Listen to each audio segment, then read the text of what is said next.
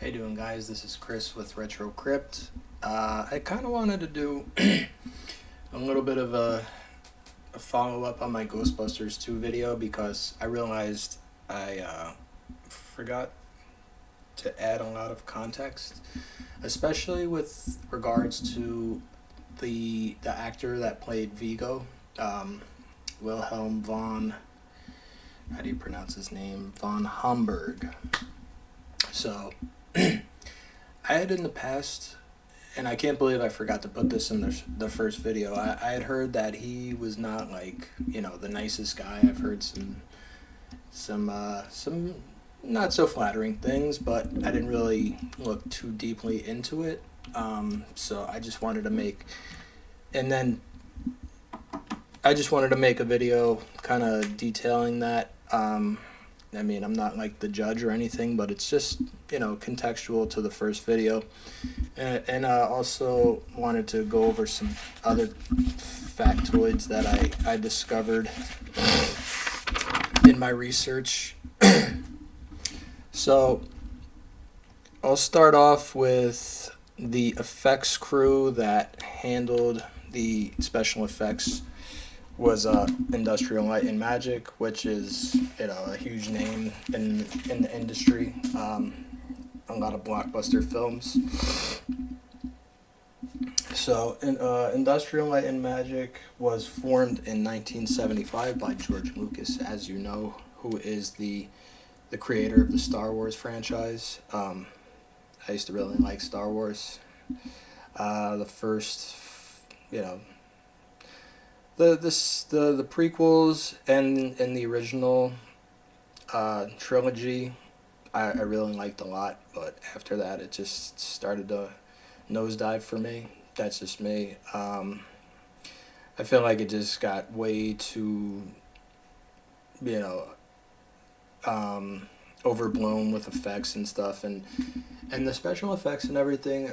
I guess it's, you know, either it's for the kids or for people who are really like, I don't know. You just really have to be into it, because I feel like when I was a kid I would have loved like um, the newer Star Wars movies, but watching them now I'm just like, okay, so it's a Death Star, well, and now it has 20 different rays and it could kill 100 planets at the same time. And I mean, it was a beautifully shot film, and the effects were really cool. The cinematography was great, but I don't know. It didn't resonate with me. Um, so that aside, Industrial Light and Magic also made Pirates of the Caribbean at World's End, E.T., which is a classic, obviously, as you know, Jurassic Park classic, Iron Man. Um, Grab a few others off of this for context. Willow, which it has a new show on. I think it's on Netflix. Um, I love the movie, but I guess I'll just have to sit down and watch the show and see if it's any good. The Goonies, Mandalorian, Jurassic Park Dominion, um, Terminator 2, I believe, if I'm not mistaken. Yeah, the Indiana Jones movies, so huge one. Forrest Gump. You know, as a kid, I was like, how do they make Lieutenant Dan not be able to have legs? And then I saw like documentaries on how they were able to do that. They just kind of like have him sit on his knees essentially, or in the scene where he he kind of like he's on the floor after he falls down. He falls down in his apartment with the prostitutes. So he falls down, and he kind of like swings his legs around, but they added that table in post, like they superimposed it in there. So yeah, effects for this film, I think they were really well done. It wasn't to the point where it was distracting. They used a lot of practical effects. Watching behind the scenes, I saw some like the masks for the Scolari brothers that they made. Apparently they were modeled, and I didn't know this before. Um, just doing a little background and research on for this video, that they were actually modeled on the Blues Brothers, which I found very interesting. Um, so that having been said, Wilhelm von Homberg was born Norbert Group on August 25th, 1940 in Germany. And again, this is something else that I never knew. Apparently he was a boxer and a professional wrestler. You get the idea that he's kind of like, he's there's no mistaking, he played one of the more memorable villains in cinematic history, let alone just for the time, for the late 80s, early 90s. Everybody, not everybody, but anybody who's like a movie buff knows who Vigo the Carpathian is. So, he has a presence. He seems like a big intimidating dude. He's 6'3", north of 200 pounds. So his father was also a wrestler and a boxer and a baker and a policeman. So a jack of all trades. Apparently, Norbert / Wilhelm was the same way. He worked as a longshoreman, which is a guy that works down the docks. And by the time he was finished with school, he had multiple boxing titles to his credit. His father was worked at the Buchenwald concentration camp in Nazi Germany. So again, I'm not a judge. What happens to people, what happened to people back in those times if they refused, to do what they had to do, essentially. I'm not condoning it, but I'm also saying I'm not the judge. His father said that he was never a Nazi. He never pledged to the party, but I'm saying, like, if you worked at a concentration camp, then you were a Nazi. I don't know if there was any confirmation if he was or wasn't, but I don't know. It just seems like, why deny it when, you actually worked there. So his son, Wilhelm, who we're talking about right now. So he started boxing at about age 10. His father was a boxer and a wrestler as well. By the time that Wilhelm finished school, he had multiple regional titles to his name. Following his father to the United States, he became a wrestler as well. They became somewhat well known, wrestling in Madison Square Garden in Los Angeles. And I can just pull up a picture if I can. Forgive me while I pause to do this. So there is a picture. They call themselves the Vikings, and what do you know? They dressed up as Vikings. So this is, indicative of the times. There he is right there. That's his father. So they were a tag team called the Vikings. I guess, he did this for, there was a lot of money in it back then. He was also a boxer. Here's a picture of him boxing.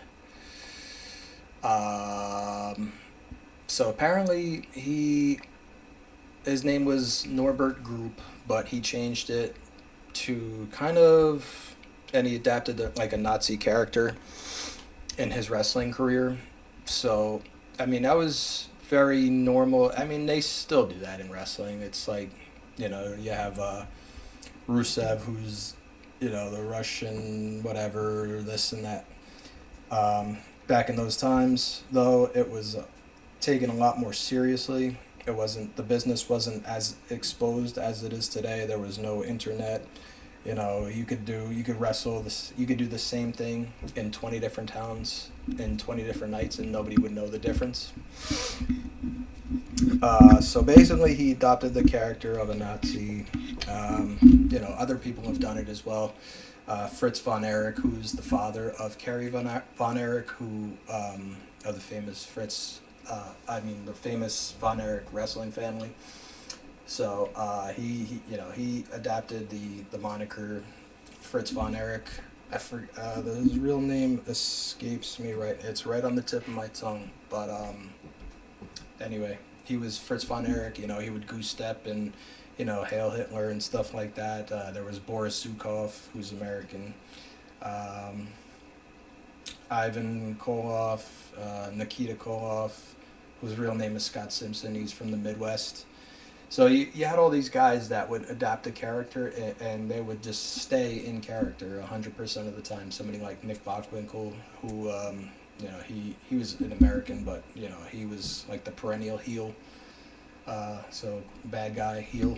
Would walk around and pretend like he was better than everybody, like he only wanted and the finer things in life, and he played the role 24/7. That doesn't happen today. You have wrestlers on TikTok, they're feuding with, and they're going to the gym together, which it's fine. I understand it's all scripted and pre-planned, but back in the day, like, people really legitimately thought it was real. So Wilhelm von Homberg, he adopted that Nazi not mentality, but character, and he wore a monocle to the ring. He wore like the I forgot what else it said, like the jack boots and all that.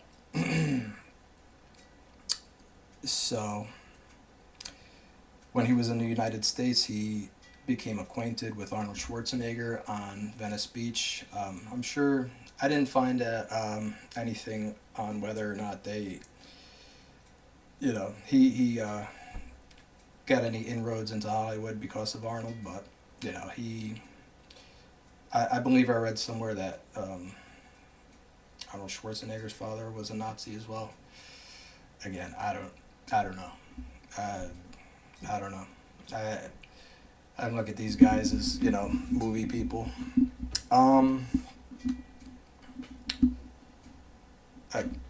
He also said, though, that he did regret changing his name to Wilhelm von Homberg later in life, because he said, and this is his quote, not mine, he said, "In an industry that was ruled by Jews, it was really dumb to call myself von Homberg. Who do they think that is?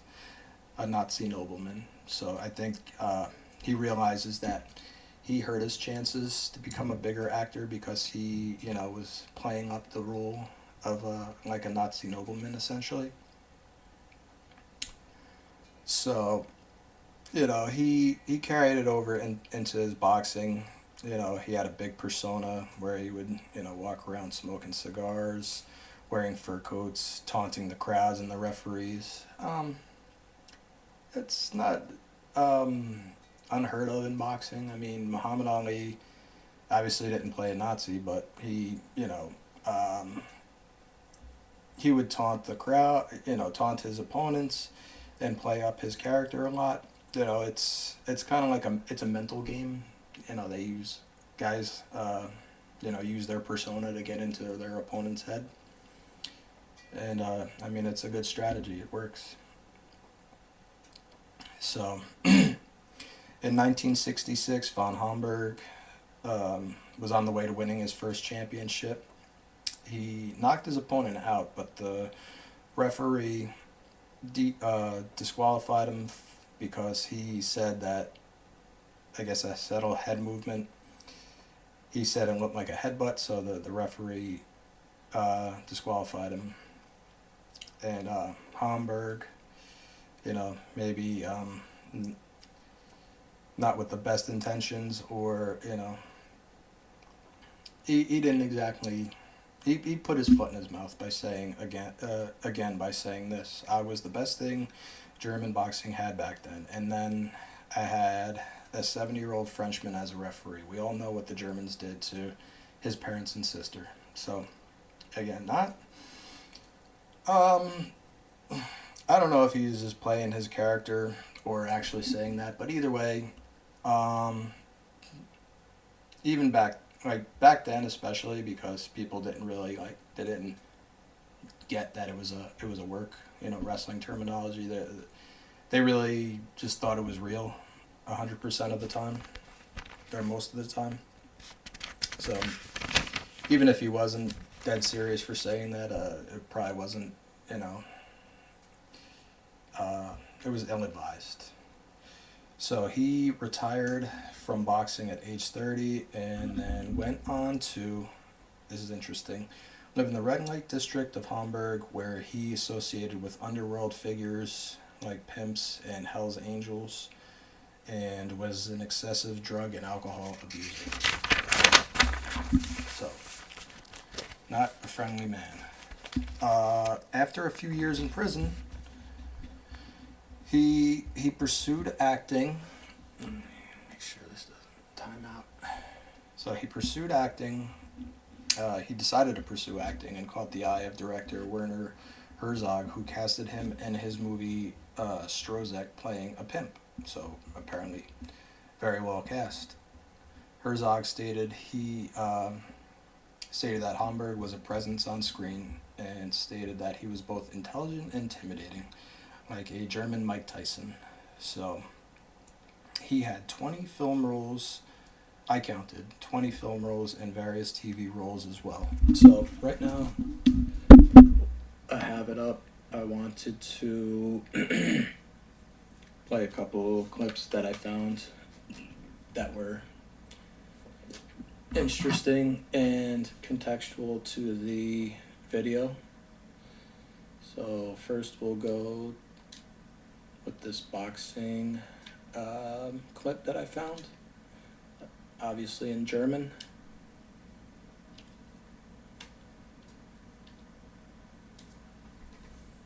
So, good movement. He's very lean. Ate a right uppercut there.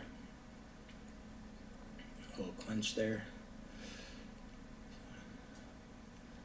He's not really moving his head too well.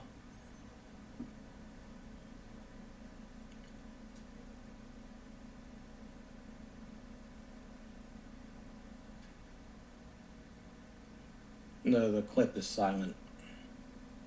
So you just tell the referee's warning him.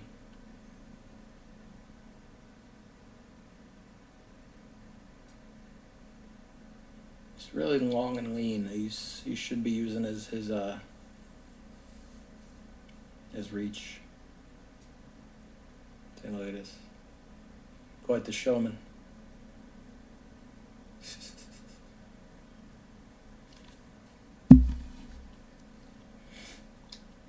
So it's interesting to see a guy that you've seen in film for so long, and not even like he was a movie star per se. Like I said, he had 20 film credits to his name, but I only ever remember seeing him in Die Hard as like an essentially non-speaking role. He played Vigo, which again is a iconic character. And one of these days I'll have to get around to watching this movie Strozek. I read the synopsis of it and it sounded very interesting. So, hilarious interview, boxing legend.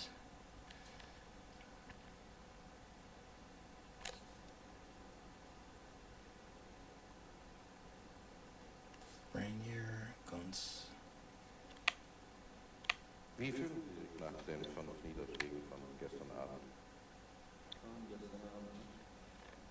Ja, gestern Abend. Ne? So he's being a smart guy. Wie geht's Ihnen dann? Gut? Heute geht's mir gut. Geht's wieder gut. Sie haben sich bei irgendeinem Niederschlag den Knöchel verletzt. Sind Sie umgekippt?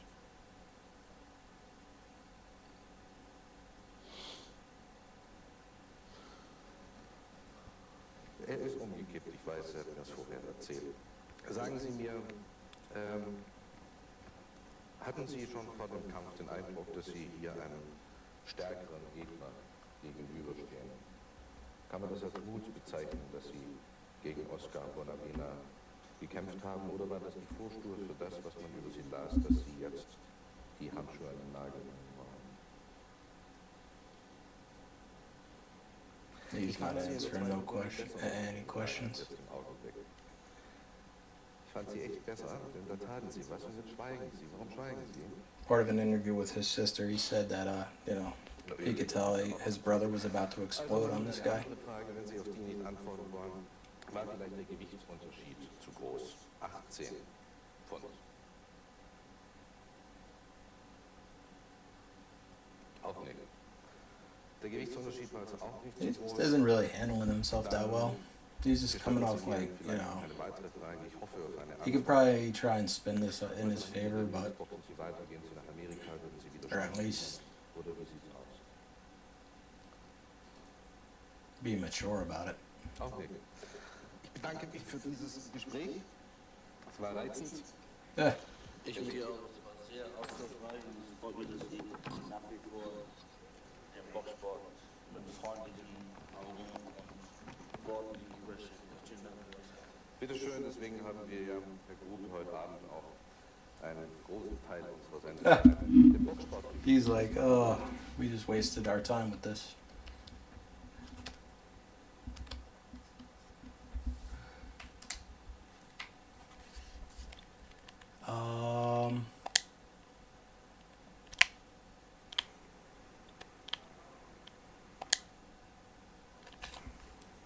So we got video of Vigo makeup. I told you never to do that again, Mike. What? What you're doing here? I told you never to do this again. No.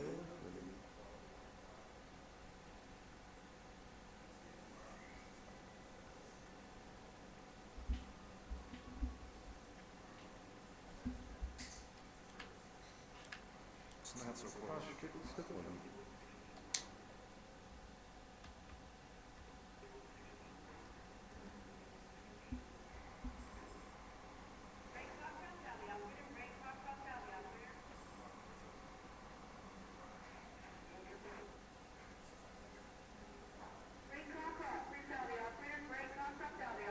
It's interesting. It feels like they're applying a lot more makeup than I would expect him to have on. Oh, I should film the other thing. Is that 1014 again? Yeah. I might go with Alex, see how it works. Hey, no, I guess I have to do a long drive. Tuh. Ah. Da, da. It's pretty damn good. And now Wilhelm is dancing tits. That's good. So,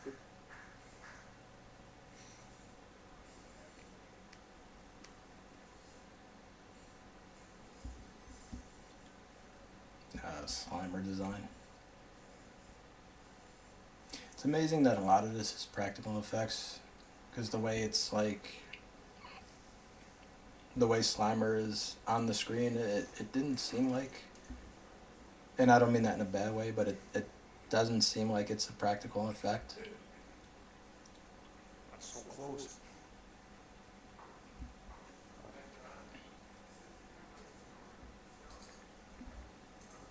I'm the director.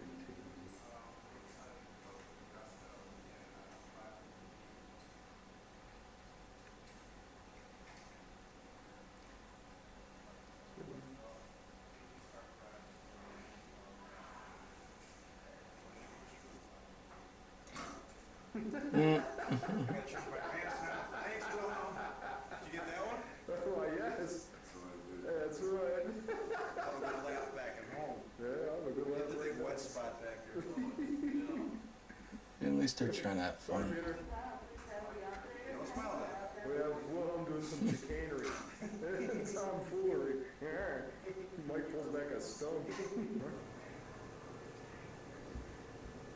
Ah, that's cool. Miniatures.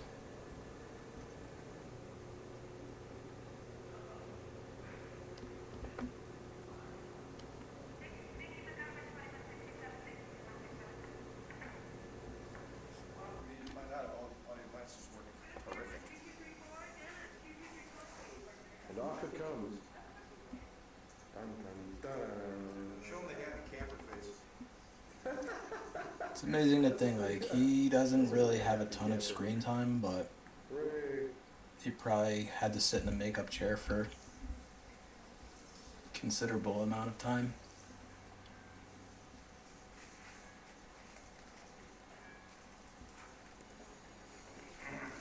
Oh, there's soap in the bathroom this time, right, Mike?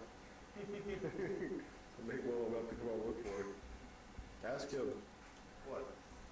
Make sure you have soap.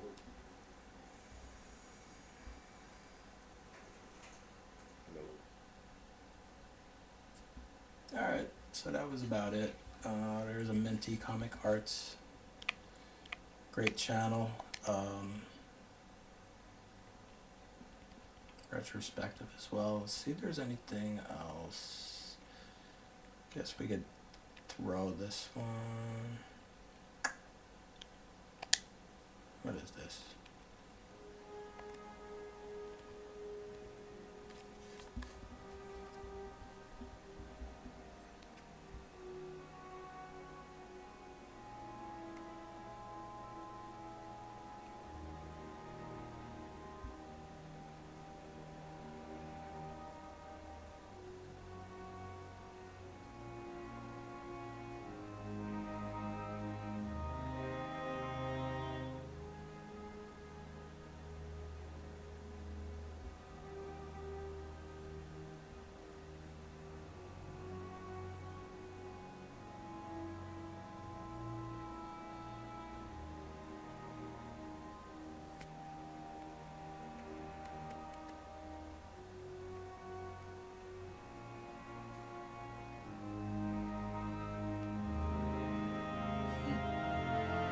Where are my detonators?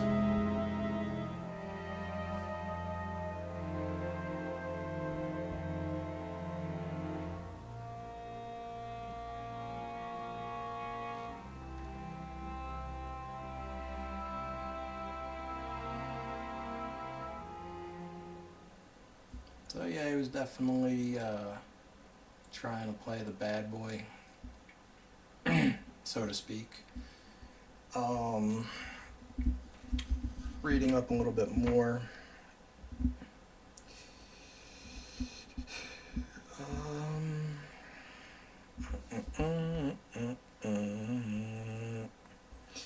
Wilhelm von Homberg. So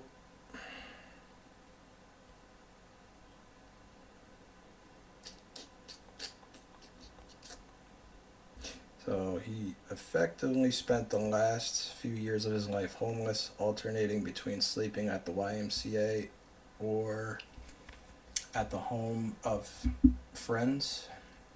So apparently he wasn't doing too well. He developed prostate cancer, and following its metastasis to his pelvis, spine, and brain, he went to the home of his friend Walter Staudinger, where he spent his final days.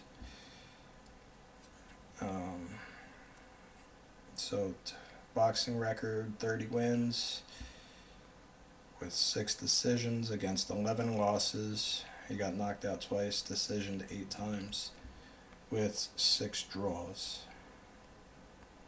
It's a lot of draws. I think he came up in the time with in boxing where there was, a lot of draws apparently.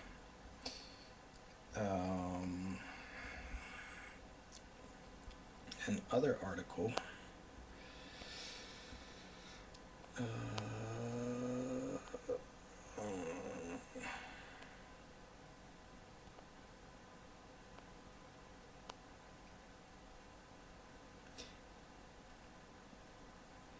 So,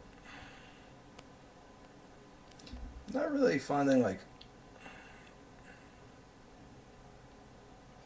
a ton of,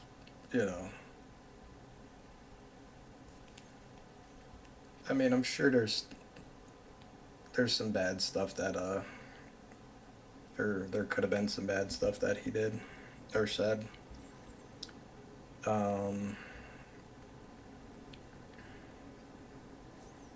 Like this one article said something about Nazism, but aside from playing up a character in wrestling and his father's past, with working at a concentration camp, I'm not seeing like I would assume that he was like an active like neo-Nazi or something like that. Um, the weird, disturbing life of. Okay. Born in 1940, his father was a famous German boxer. Also, he said reluctantly a Nazi soldier during World War II, even working at Buchenwald death camp. Norbert lived with his father and never talked to his mother, who had been a passing fling, leading to a difficult childhood before he and Richard moved to California. The pair worked as a wrestling tag team, and young Norbert changed his name to von Homberg, a move he later regretted because he worried it made him sound like a Nazi nobleman. Most disturbingly, he was also later accused by his father of raping his stepmother. Oh, okay, that's not good. A crime he was never investigated for, the result of which may have meant he was actually the father of the girl he considered his half-sister. Yikes.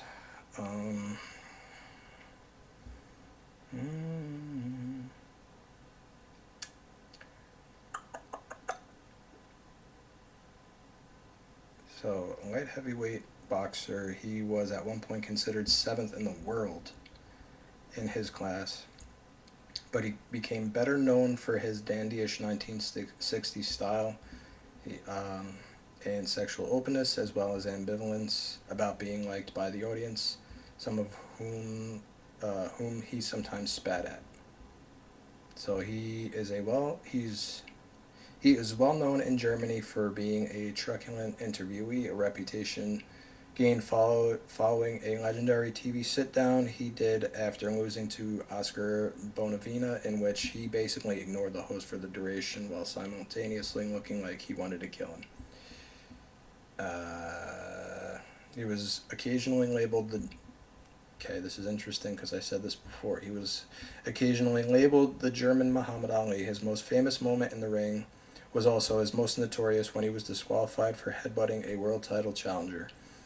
Group always believed it was a conspiracy by the boxing authorities, including the French referee, to stop him from winning. Drugs, alcohol, and crime. Always an extreme man. During his heyday, he lived in the red light district and hung out with pimps and dealers, as well as frequenting brothels. Wearing large fur coats and smoking cigars, he was a paparazzi magnet for all the wrong reasons, reveling in the attention and dubbing himself Prince. Unfortunately, his decadent lifestyle ended with him in prison after selling marijuana to an undercover policeman. During the 1980s, he was jailed again for bodily injury and aiding prostitution. In total, he spent 5 years behind bars. Abortive Hollywood career. Having appeared in several TV episodes of shows like The Wild Wild West and Gunsmoke, his cinematic break came as one of Alan Rickman's henchmen. He dies off screen in Die Hard. The following year, he was cast by director Ivan Reitman, R.I.P., as Vigo in Ghostbusters 2.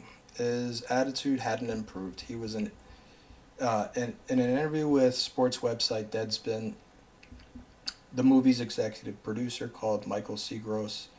The movie's executive producer Michael Seagross called von Homberg a crude, bigoted asshole. He didn't realize that his voice was dubbed by Max von Sydow in the finished movie, only finding out when he watched the film at the premiere. When he saw what happened, he stormed out of the screening. Clearly his reputation preceded him, because he didn't get much work after that, playing a maitre d' in dreadful 1994 spoof The Silence of the Hams, while his final big screen appearance was in John Carpenter's In the Mouth of Madness. always hopeless with money, von Homberg was infamous for sponging off people, and towards the end of his life, even lived in his car. He finally succumbed to prostate cancer in 2004 at the age of 63 in Mexico.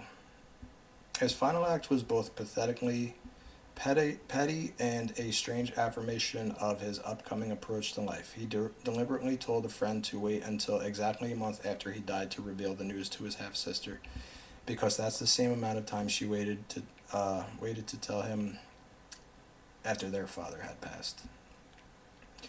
So, yeah, didn't seem like a very nice and friendly guy.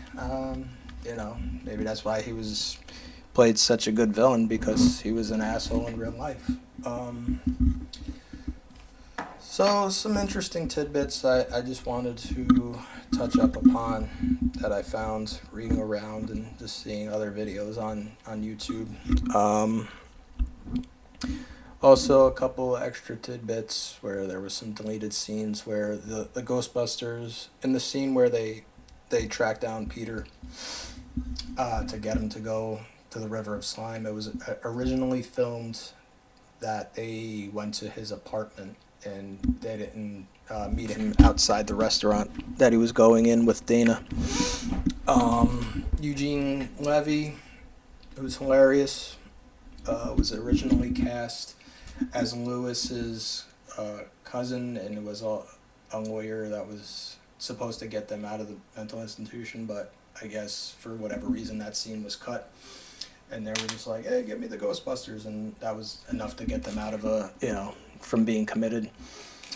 Kurt Fuller's character initially was killed in the movie, apparently. And I forgot to mention in the first video that he was also in the show Supernatural. I'm not I just kind of watch that out, while it's on in the background. My wife loves that show. I just occasionally, you'll see characters on that show that you remember from other things, like Booger from Revenge of the Nerds was in it. Kurt Fuller was in it. So, basically he was originally, and it was filmed as well, killed when the Ghostbusters and the mayor arrived to the museum. And, he runs up to the slime and he's beating on it. And then apparently, the blob, it absorbs him and you just see, his shoes fly out. So, I guess wisely they cut that out. What else? I also thought it was kind of interesting, an interesting and weird choice that they kind of went about the relationship with Peter and Dana. Essentially, so she reluctantly dates him in the first movie after he saves her life. I'm not saying she's obligated to date him after that, but it's they end up dating reluctantly, and they break up in between the two films. She's not fond of him referring to her as the old ball and chain and stuff, but I thought it was interesting that they chose this direction, because it kind of makes, Bill Murray seem like a sympathetic character. He's like, oh, I love her no matter what, even if she has a kid by somebody else and, was married but to somebody else, and I'm determined to get her back. But, he's kind of an egotistical ladies' man, so I guess they did this as an attempt to show his more human side. But you would figure he would be like, you had your chance with me. I got my own TV show. I'm a Ghostbuster. I saved the whole world and kick rocks essentially. So again, I thought that was an interesting choice for this in script writing. I mean, it showed a lot of character development. Again, it showed Peter Venkman's more human side. You would think that they would, they would have wrote it there's no ex, Dana doesn't have an ex, Peter and Dana got married, had a kid, it didn't work out, they divorced, they're kind of estranged, and Peter's son gets kidnapped by Janosch slash Vigo, and that's like the whole thing is not only saving the city, but there's the subplot of reuniting Peter with his family. But again, the movie works. I love the movie. I know I was critical of it in the last video, but that doesn't mean that I don't love the movie. When you're looking at something critically, you kind of look at it from all sides. I love Ghostbusters too. I watch it anytime it's on TV. It's a great movie. It's very nostalgic. I haven't gotten a chance to see Afterlife yet. I kind of want to see it. I'm interested, but I also don't want to be let down. Like I understand what they do with these movies. It's like Indiana Jones. They're coming out with a movie after 15, 20, 30 some odd years because it's a bankable name. Like Kingdom of the Crystal Skull. I only saw it like once or twice. Say what you want. I definitely think they waited too long to make a new Indiana Jones movie, but it was serviceable. It was a lot of CGI, but and the infamous refrigerator scene. But it's like, what the fuck? They do that in every single movie. Like, he's jumping out of a plane with only a raft in Temple of Doom, or he's flying off the side of a cliff in a tank. It's like it is what it is. Just take it for what it is.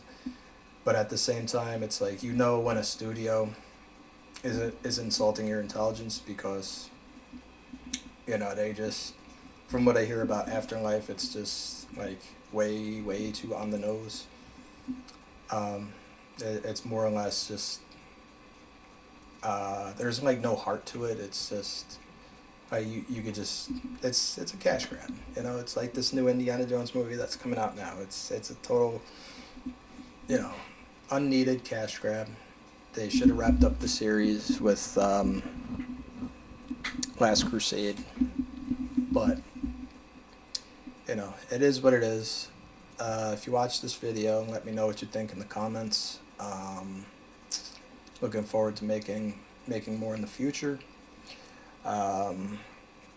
Been kicking around some ideas. Aside from playing games and stuff, I want to review some John Carpenter films that I really love from over the years. Escape from New York, obviously The Thing. I love Halloween, but that's just too obvious of a pick. I want to do some lesser known ones. Not The Fog, because the last time I watched that, it was bored out of my mind. I want to do movies like Total Recall, Commando. I love Schwarzenegger. I was born in 1982, so that's like right during the height of the action, ridiculously overblown, 5 explosions per second. Every scene has to have a gun. There's tits everywhere and drugs, and it was just a great time for film. I like serious films as well, but I'm more just a meat and potatoes action guy. Stallone, obviously. I wanted to do a review of RoboCop against the remake. Remake was a huge letdown. It was complete and utter garbage. And I say that with respect, but you can't really. I don't know. It's one of those movies where it's like there's no point in remaking it, and Total Recall as well. There's no point in remaking some movies. Even if you do like a ton of new stuff, it's like it's got such a niche audience that when they see that they're pretty much going in already with a negative. Like truth be told, I went in to the RoboCop. I saw it in the theater, the remake, and I was like, I know this isn't gonna be perfect, but it's RoboCop. Like, how badly could they do it? Um, just some of the scenes, it was like, I don't know. He gets blown up by a car bomb, and only like his internal organs and his head and his hand survive. Thought that was cool, but it kind of takes from it when he's completely cognizant of his situation. It's not like in the original movie where it's Alex Murphy trying to regain. It's like he doesn't even know that he's a robot. He knows. I'm assuming he knows he's a robot, but he doesn't know who he was. So it's like kind of like this subplot where he's, trying to clean up the city, but also he figures out that these people are behind his death and destroyed his life, destroyed his family. Um, so I feel like the remake, it was just like a CGI bonanza where they completely took the heart from the first film.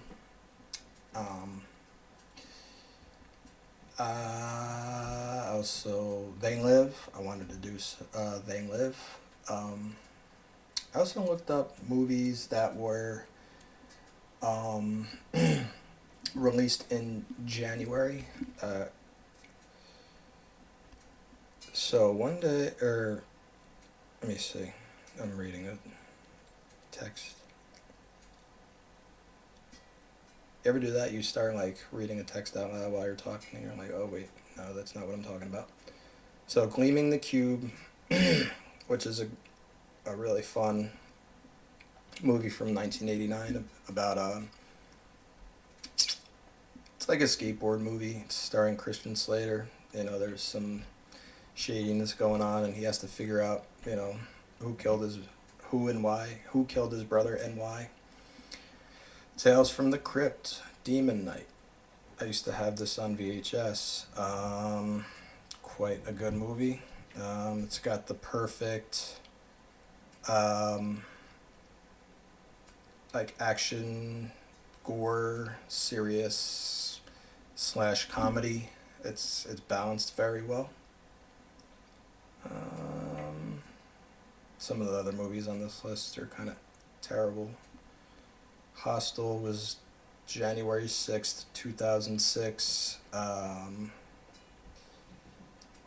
It's a little on the gory side, and I don't know. I saw this in the theater when it came out, and I thought it was cool, but like, I don't know if I'm just getting old or something, but seeing shit like that is like, maybe I'm becoming a pussy, but I'm like, oh, God, it's like, I don't want to watch this fucking guy get his finger chainsawed off.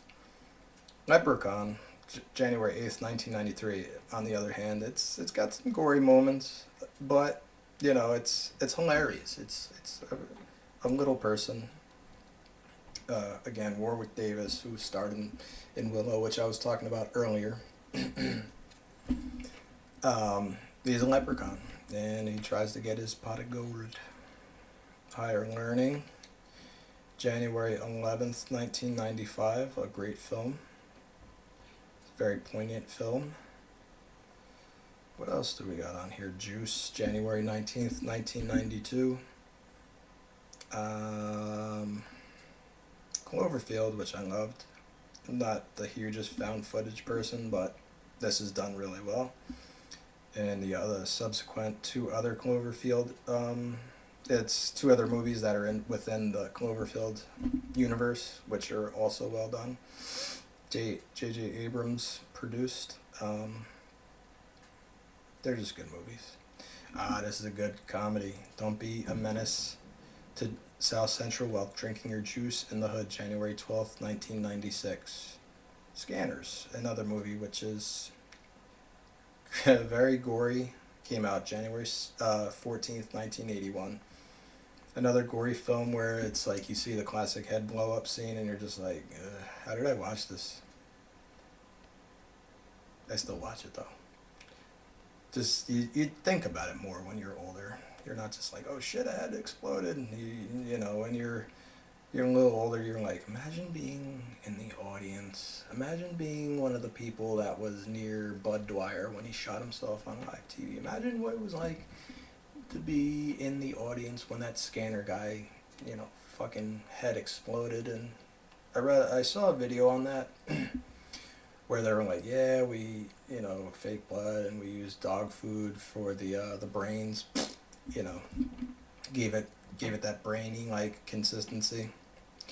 Tremors, a movie which a lot of people shit on. I love. January 19th, 1990. From Dusk Till Dawn, yes. Now we're getting into the down to the nitty gritty. Got Salma Hayek, beautiful ass in that movie. January 19th, 1996. Saw that in the theater. Used to have it on VHS. And that's about it. I'm sure there's a lot of other classic movies that were released in the month of January, but let's see what else you got. Taken, which again, people are like, this movie's so stupid. It's like it's suspension of disbelief. It's like watching Rambo, where, Rambo's, he wasn't old at that point, but like he was in his mid to late 30s, I would say.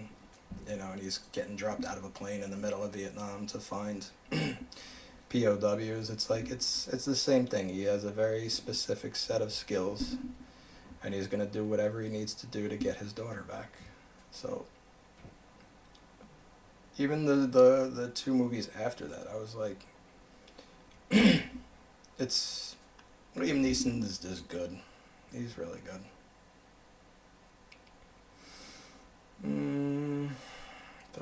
You should see on the 1st, January 1st. So it says Rocky, 1976. On January 1st, 1976, Rocky Balboa fought Apollo Creed for the first time. I guess that's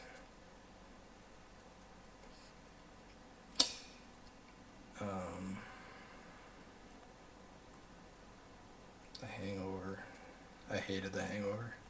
There was a couple funny moments, but aside from that, it was just like too, I don't know, just not funny at all. Not unfunny, but it was like I could see where people would think that The Hangover was funny, but I was just like, one of those movies where you go to see it with friends and you're like kind of like, haha, like you don't want to be the douchebag not laughing.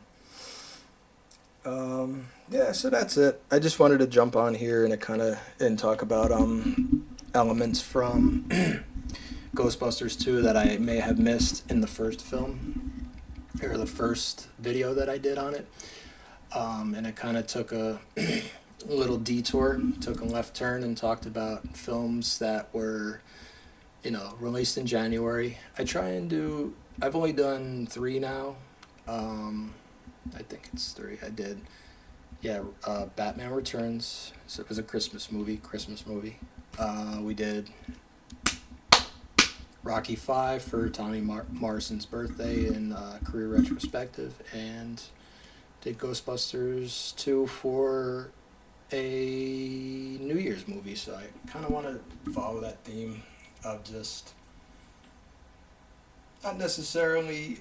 I'm sure I'll pick some movies at random, whatever pops into my head. I kind of want to follow like a little bit of a template.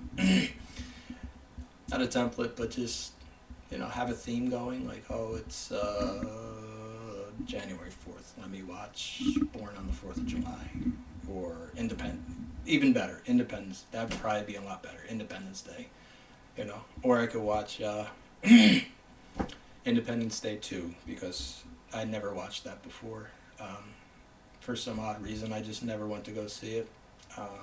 Heard it was bad.